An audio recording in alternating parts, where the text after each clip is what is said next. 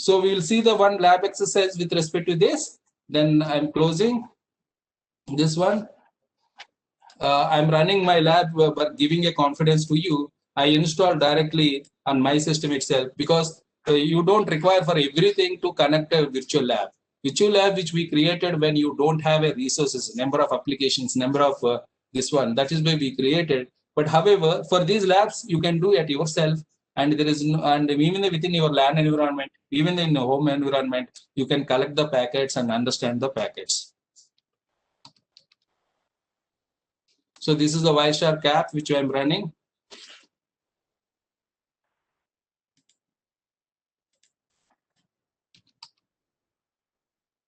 Also Nmap also I'm running. Nmap is not required, but however I'm looking in a Wireshark itself, which is starting.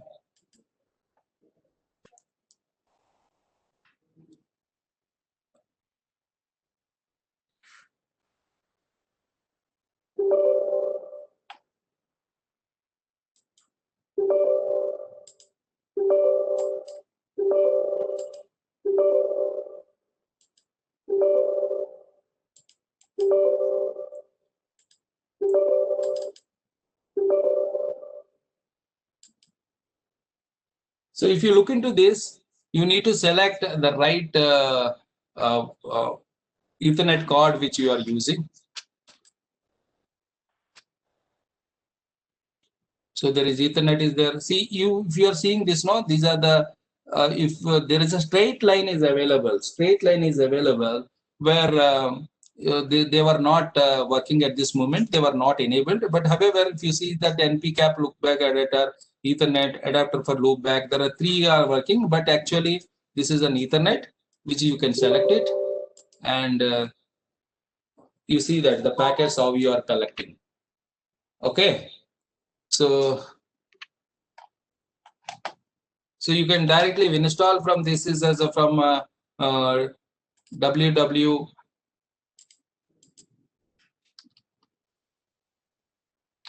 wireshark.org.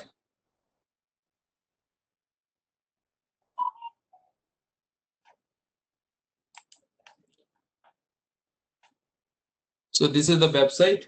However, which we have given a record session how to do all these things from your Ethernet point of view. If you see that course outline,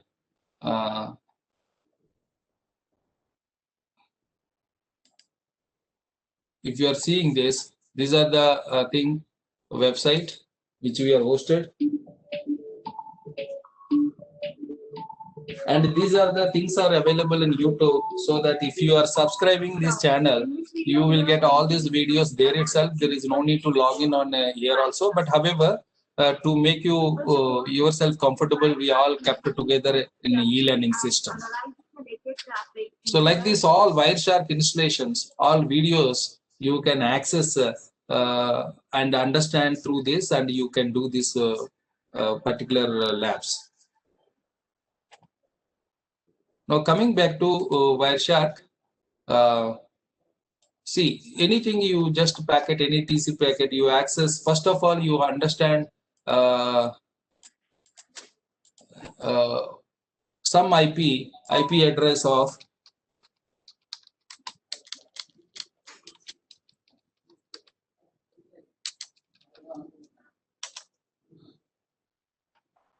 so what is my IP address? So this is the but your IP address.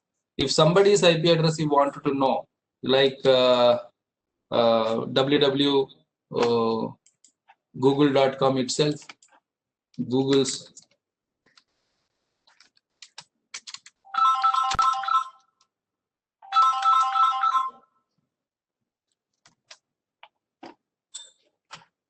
see, this is basically 888 DNS.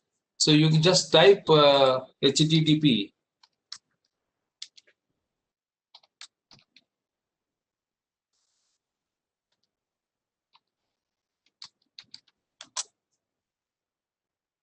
You try to access 888, which is a DNS web server, but however, or it is not coming anything because that is the DNS address. But when you run this tool at the time, because I stopped it, but anytime you are collecting the packet, okay, just stop it or again start. Continue without saying. So these are the packets are coming, and looking into that, the particular thing you see that these are the TCP packet and ARP packet which are gone, and asking that who has 10.244.8.1. So which is that I doesn't know about this IP address. That's what I'm asking to tell this one. But however, I am not belongs to either of these two. This one. See, basically you take there which we have discussed about 244.8.1, and this is the 10.244.8.59, and this network is not belongs to me. It's because I'm part of CDAC. 10.244.8 network is working, and that is having already they are communicating and able to get it. How you are able to get it is there is a basically you need to enable a promises mode, but WhatsApp is this particular Wireshark is already by default promises mode. So that's what, if you are not selected promises mode, only you will get your own packets where you communicating. That packets only you can receive it. When you are enabling in promises mode, it's basically you will get all packets traveling in your LAN, even the your metropolitan LAN or extended LAN, all packets will come to them. So if you look into this particular, here you look into that JZing of underscore 9A6BE2. So this is what the IP MAC address is using. And he is asking about 10.244.8.1 may be connected as a gateway network, and asking, who is asking? That 8.59. So that 8.59 address belongs to this guy, and he is asking who has 10.244.8.1. So because this packet is basically, actually if you are looking into that, this is the packet. This is the packet. You need to look into that. So this is sending to everybody, all apps. If you are looking into the all apps, the first 6 updates, all apps are means it's the sending to everybody. Broadcast address 255, 255, sorry. So it's a broadcast address is nothing but whoever connected in the lab, so everybody. And if you look into this, so this is the what source IP address A0BD1D9A6BE2, and this is what the protocol ARP is using, and this is what 001 is means is ARP request he made it. So by seeing this packet, I can easily tell about that what is the source address, what is the destination address, what is the type of service, like whether it is ARP, IP, and what is that ARP, whether it is ARP request, ARP reply. I am able to tell that. So, but while as a first user of this, you can use all these things to understand. So let's say this is the packet which I selected, and in that I am selecting address relation protocol. This is what entire request. What is the request? It is a simple request. But further, if you divide into Ethernet packet, destination broadcast, because it doesn't know about MAC address of that destination machine. It simply sent that I am so and so IP, I am having this, who has this IP address, and the respect to ARP address. So this is the broadcast, and who sent Jijiang 9A is definitely, it look like Pakistan, sorry, Chinese company made network card. Based on the name itself, I am able to tell it, and the type is ARP, and the padding is request. Request is 0.01. The address type is Ethernet, and protocol is using IP.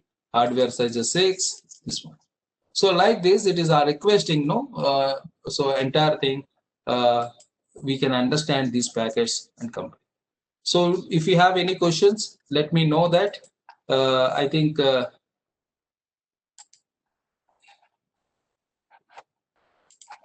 So let me take some questions here so to go into the next session. Chat. Is an ARP request sent by the client each time, regardless of web server being local or not? See, ARP request is, and whenever you send an ARP request, there is an ARP table will be there. The table is nothing but, if you see that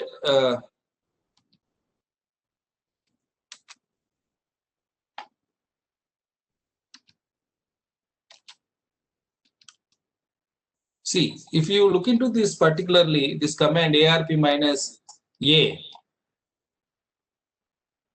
So whoever connected by this time, if you look into that, these are the internet addresses. These are the interface 56.1, 254.0.250.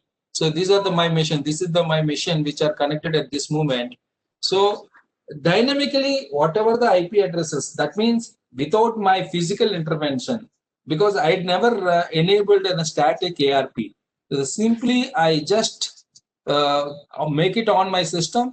This system itself is requested for all remaining addresses, wherever, whichever it want to connect. Like previously, which we have seen, the same ARP address 10.244.0.1. It has who has this, and it got a physical address. Similarly, 0.3, 0.2, and 0.2.8.21. So this way, it is whenever you are accessing a machine, whenever you are doing a kind of a ping command, everything, it is first it has sent an ARP. See, ping is local, no? So that's what it will always sends ARP protocol, ARP request to understand this one. And if you are pinging into the public IP address, it would be there. So once this address is stored in a local ARP, this system, there is no need to ask again and second time. It never asks second time because until this. But however, the size of the memory is very less. So when it is connecting more and more systems, that whatever that before it is collected, that some of the records may delete it. In such cases, if you wanted to make it a static, so you can use ARP-ES command and add their IP address and their physical address so that they continuously connected each other. Whenever you are sending to those missions, always the connectivity would be there.